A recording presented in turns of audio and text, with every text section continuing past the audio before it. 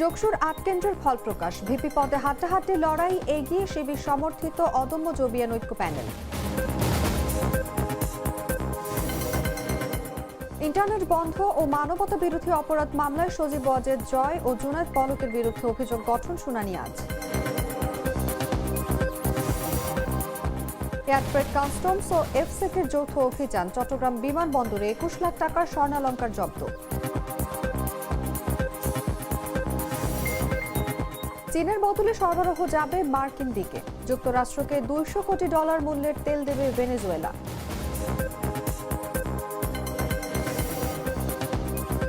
এবং বিশ্বকাপ ভারতেই খেলতে হবে, আইসিসি এমন কথা বলেনি, ক্রিকইনফোর খবর মিথ্যা জানালেন বিসিবি সভাপতি।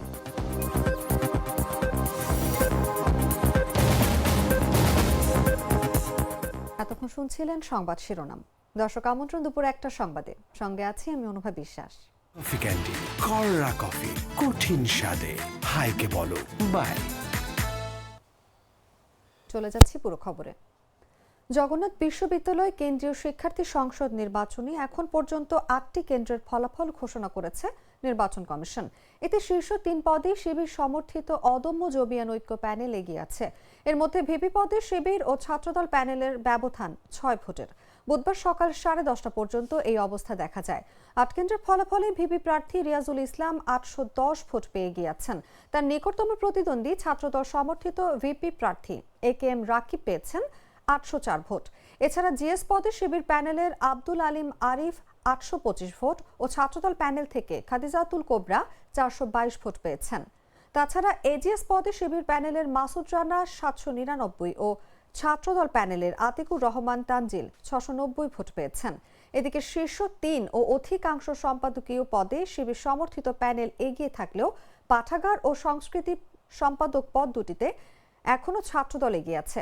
এছাড়া নির্বাহী সদস্য পদগুলোর মধ্যেও ছাত্রদল সমর্থিত প্যানেলের কয়েকজন প্রার্থী ভালো অবস্থানে আছেন। এর আগে যোগসু নির্বাচনের ভোট গণনা যান্ত্রিক ত্রুটির কারণে অনেকক্ষণ স্থগিত ছিল। এরপর ম্যানুয়াল ও মেশিন উভয় পদ্ধতিতে গণনা শুরু হলেও এখনো ভোট গণনা সম্পন্ন করতে পারেনি নির্বাচন সংশ্লিষ্টরা। মঙ্গলবার দিনগত রাত 1:45টার দিকে 5 ঘন্টা পর পুনরায় ভোট গণনা শুরু হলেও বুধবার সকাল 10:30 পর্যন্ত মাত্র 8টি কেন্দ্রের ভোট গণনা শেষ হয়েছে। এখনো 31টি কেন্দ্রের ভোট গণনা বাকি। ফলাফল ঘোষণা হওয়া কেন্দ্র 8টি হল নৃবিজ্ঞান, লোক প্রশাসন, ভূগোল, ফার্মেসি, সিএসসি, মাইক্রোবায়োলজি, ফিন্যান্স ও জেনেটিক ইঞ্জিনিয়ারিং।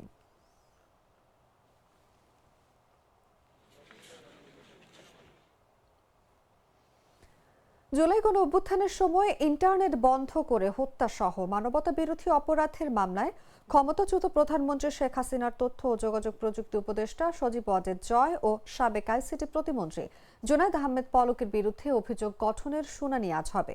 ট্রাইব্যুনাল 1-এর চেয়ারম্যান বিচারপতি মোহাম্মদ গোলাম মর্তুজা মজুমদারের নেতৃত্বে 3 সদস্যের আন্তর্জাতিক অপরাধ ট্রাইব্যুনাল এই শুনানি পরিচালনা করবেন। প্যানেলের অন্য 2 সদস্য হলেন বিচারপতি মোহাম্মদ শফিউল আলম মাহমুদ ও বিচারক মোহাম্মদ মহিতুল হক এনাম চৌধুরী। এর আগে সজীব ওয়াজেদ জয়ের পক্ষে রাষ্ট্রীয় খরচে আইনজীবী নিয়োগের আদেশ দেওয়া হয়। পত্রিকায় বিজ্ঞপ্তি সত্ত্বেও হাজির না হওয়ায় তাকে পলাতক বিবেচনা করা হয়েছিল। 4 ডিসেম্বর ট্রাইব্যুনাল 2 আসামির বিরুদ্ধে অভিযোগ গ্রহণ করেন এবং জয়ের বিরুদ্ধে গ্রেফতারি পরোয়ানা জারি হয়। চিফ প্রসিকিউটর মোহাম্মদ তাজুল ইসলাম বলেন, বিদেশি নাগরিক হলেও বাংলাদেশের মানবতা বিরোধী অপরাধে তার বিচার হতে বাধা নেই। আমাদের আইন অনুযায়ী বাংলাদেশ সংক্রান্ত কোনো মানবতা বিরোধী অপরাধে কেউ বিদেশি হলেও বিচার করা সম্ভব।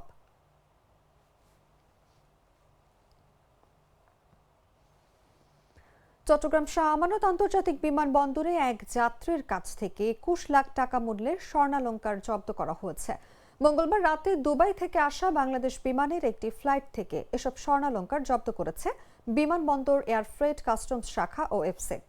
শাহ আমানত আন্তর্জাতিক বিমানবন্দরের জনসংযোগ কর্মকর্তা প্রকৌশলী মোহাম্মদ ইব্রাহিম খলিল বলেন, বিমান বাংলাদেশ এয়ারলাইন্সের ফ্লাইট PG-148 এর যাত্রী মোহাম্মদ আবু জাহেদের ব্যাগেজ কার্গো টার্মিনালে স্ক্যানিং করা সময় স্বর্ণের মতো বস্তুর অস্তিত্ব পাওয়া যায়। পরে স্বর্ণকার দিয়ে নিশ্চিত হওয়া যায় এগুলো অবৈধভাবে নিয়ে আসা স্বর্ণালংকার। এ সময় সিএনএফ এজেন্টের উপস্থিতিতে এসব স্বর্ণালংকার জব্দ করা হয়। জব্দ করা স্বর্ণালংকারের পরিমাণ 120 গ্রাম, যার বাজার মূল্য প্রায় 21 লাখ টাকা বলেও জানিয়েছেন মোহাম্মদ ইব্রাহিম খলিল। Amazing taste, হাড়কাঁপানো শীত ও উত্তরের হিমেল হাওয়ায় বিপর্যস্ত হয়ে পড়েছে মেহেরপুর জেলার জনজীবন। টানা শৈত্যপ্রবাহ, ঘন কুয়াশা ও কম তাপমাত্রার কারণে স্বাভাবিক জীবনযাত্রা প্রায় স্থবির। চলতি শীত মৌসুমে আজ জেলায় সর্বনিম্ন তাপমাত্রা রেকর্ড করা হয়েছে। চুয়াডাঙ্গা আবহাওয়া পর্যবেক্ষণাগার জানায়, বুধবার সকাল 6টায় মেহেরপুরে তাপমাত্রা নেমে আসে 7 ডিগ্রি সেলসিয়াসে। বাতাসের আর্দ্রতা ছিল 97%, যা শীতের তীব্রতা আরও বাড়িয়ে দিয়েছে। সর্বোচ্চ ও সর্বনিম্ন তাপমাত্রার ব্যবধান কম থাকায় শীত অনুভূত হচ্ছে বেশি। এর সঙ্গে উত্তরের হিমেল বাতাস ও ঘন কুয়াশা পরিস্থিতিকে আরো কঠিন করে তুলেছে। তীব্র শীতে সবচেয়ে বিপাকে পড়েছেন নিম্ন আয়ের মানুষ। দিনমজুর, ভ্যান ও রিকশা চালকরা জীবিকার তাগিদে ঝুঁকি নিয়েই কাজে বের হচ্ছেন। অনেকেই খড় কাঠ জ্বালিয়ে আগুন পোহাচ্ছেন। কুয়াশার কারণে সড়ক যোগাযোগেও ঝুঁকি বেড়েছে। হাসপাতালগুলোতে ঠান্ডাজনিত রোগীর সংখ্যাও বাড়ছে। এই অবস্থায় প্রশাসন ও বিভিন্ন সংগঠন শীত বস্ত্র বিতরণ শুরু করলেও তা প্রয়োজনের তুলনায় এখনো কম বলে মনে করছেন স্থানীয়রা।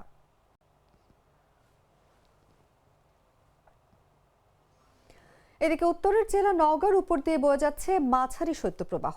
বুধবার সকালে জেলায় এই মৌসুমের সর্বনিম্ন তাপমাত্রা রেকর্ড করা হয়েছে 6.7 ডিগ্রি সেলসিয়াস, যা চলতি শীত মৌসুমে জেলার সর্বনিম্ন পারদ। গত মঙ্গলবারও এই তাপমাত্রা ছিল 11 ডিগ্রি সেলসিয়াস। একদিনের ব্যবধানে তাপমাত্রা কমে যাওয়ায় তীব্র শীতে বিপর্যস্ত হয়ে পড়েছে জনজীবন। নওগাঁর বদলগাছি কৃষি ও আবহাওয়া পর্যবেক্ষণাগারের তথ্য মতে আজ সকাল 9টা পর্যন্ত সর্বনিম্ন তাপমাত্রা 6.7 ডিগ্রি সেলসিয়াস রেকর্ড করা হয়েছে। সন্ধ্যার পর থেকেই পুরো জেলা ঘন কুয়াশায় আচ্ছন্ন হয়ে পড়ছে। উত্তরের হিমেল বাতাসের কারণে শীতের তীব্রতা কয়েক গুণ বেড়ে গেছে। দিনের বেলাতেও অনেক সময় সূর্যের দেখা মিলছে না, ফলে ঘন মেঘ আর কুয়াশার চাদরে ঢাকা থাকছে চারপাশ। রাস্তাঘাটে ছোট বড় যানবাহনগুলোকে হেডলাইট জ্বালিয়ে চলাচল করতে দেখা গেছে। নওগাঁর বদলগাছি কৃষি ও আবহাওয়া পর্যবেক্ষণাগারের উচ্চ পর্যবেক্ষক হামিদুল হক বলেন, জেলায় আজ সকাল 9টা পর্যন্ত সর্বনিম্ন তাপমাত্রা 6.7 ডিগ্রি সেলসিয়াস রেকর্ড করা হয়েছে, যা এই মৌসুমের সর্বনিম্ন। আকাশে মেঘ এবং বাতাস থাকায় শীতের তীব্রতা বেশি। আগামী কয়েকদিন তাপমাত্রা কেমন থাকবে তা এই মুহূর্তে সঠিকভাবে বলা যাচ্ছে না।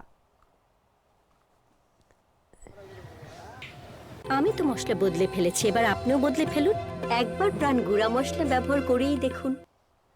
জানাবো আন্তর্জাতিক সংবাদ।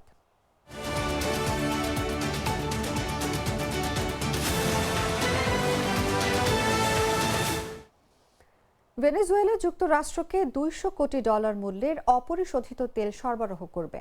মার্কিন প্রেসিডেন্ট ডোনাল্ড ট্রাম্প বলেন, কারাকাস ও ওয়াশিংটন এই সংক্রান্ত চুক্তিতে পৌঁছেছে। এর ফলে ভেনেজুয়েলার তেল সরবরাহ চীনের বদলে যুক্তরাষ্ট্রের দিকে যাবে এবং দেশটি বড় ধরনের তেল উৎপাদন হ্রাস এড়াতে পারবে।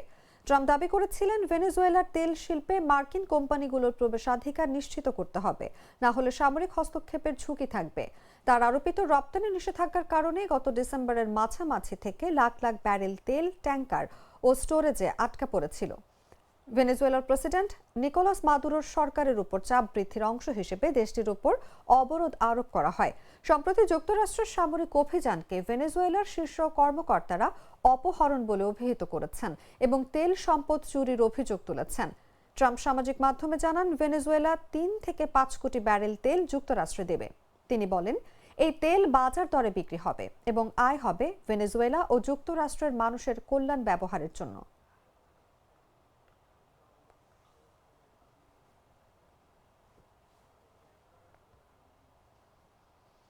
সংবাদ শেষ করব খেলার খবর জানিয়ে।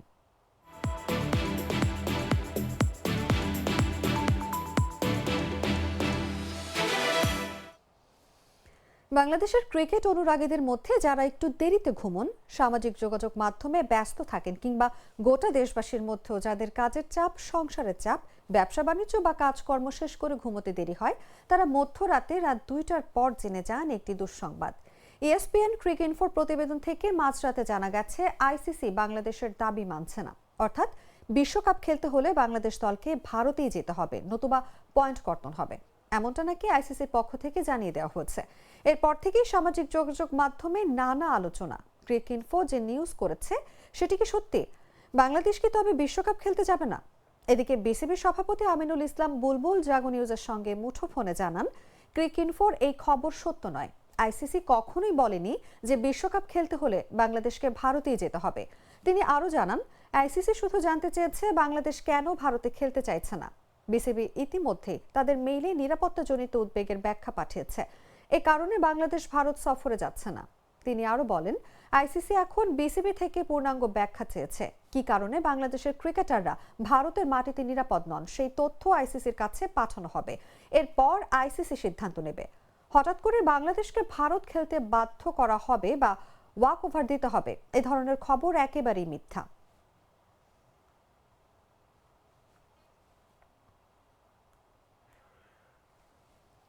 সংবাদ শেষ করার আগে শিরোনামগুলো জানিয়ে দিচ্ছি আরো একবার।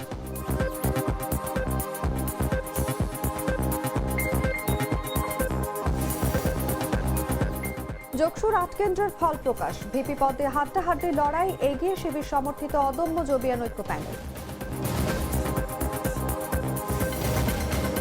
ইন্টারনেট বন্ধ ও মানবতা বিরোধী অপরাধ মামলায় সজীব ওয়াজেদ জয় ও জুনায়েদ পলকের বিরুদ্ধে অভিযোগ গঠন শুনানি আজ।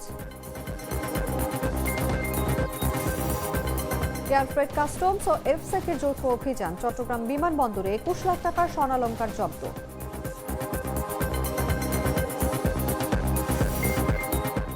চীনের বদলে সরবরাহ যাবে মার্কিন দিকে। যুক্তরাষ্ট্রকে $২০০ কোটি মূল্যের তেল দেবে ভেনেজুয়েলা।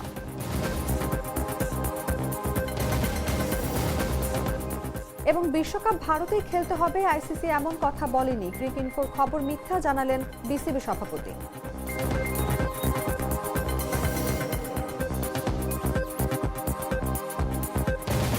দর্শক, এই ছিল এখনকার মতো। এরপর দেখবেন দুপুর ৩টার সংবাদ। প্রতি মুহূর্তের সর্বশেষ খবর জানতে ভিজিট করুন jagonews24.com। ফলো করুন আমাদের ভেরিফাইড ফেসবুক পেজ এবং সাবস্ক্রাইব করুন জাগো নিউজের ইউটিউব চ্যানেল। ধন্যবাদ সবাইকে।